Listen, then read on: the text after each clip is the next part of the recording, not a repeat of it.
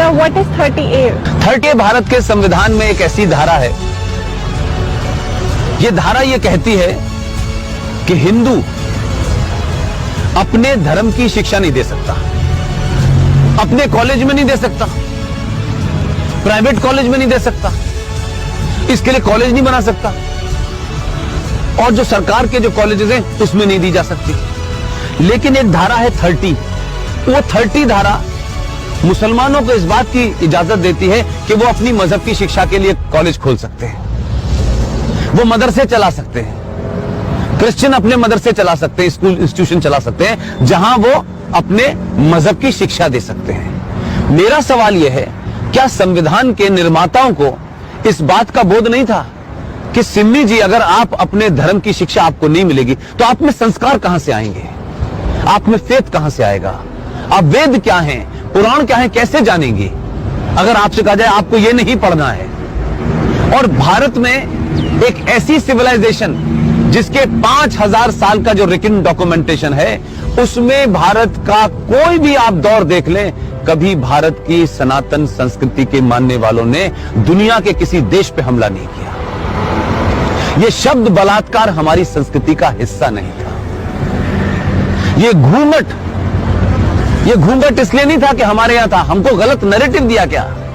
ये भारत के अंदर जब मुगल शासक आए, उनका एक ही एजेंडा था कि जितने गैर मुस्लिम औरतें हैं उनका रेप करके उनकी नस्लों को सुधारना है। ये बलात्कार शब्द हमारे साहित्य का हिस्सा नहीं था, ये तलाक शब्द हमारे साहित्य का हिस्सा नहीं था। हमारी परंपरा और संस्कृति में 7 फेरे जीवन भर के लिए जाते हैं। इस्लाम में शादी is a contract between 2 people, it's a business.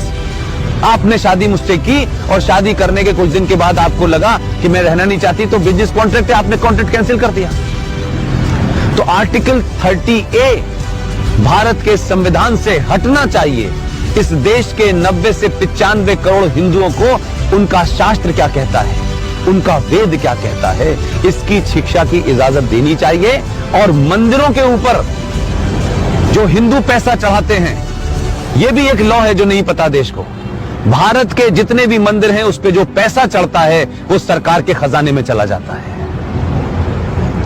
और भारत के मजारों के ऊपर जो पैसा चढ़ता है, जो गुरुद्वारों में पैसा चढ़ता है, वो सारा का सारा पैसा उस धर्म के मानने वालों के पास चला जाता है।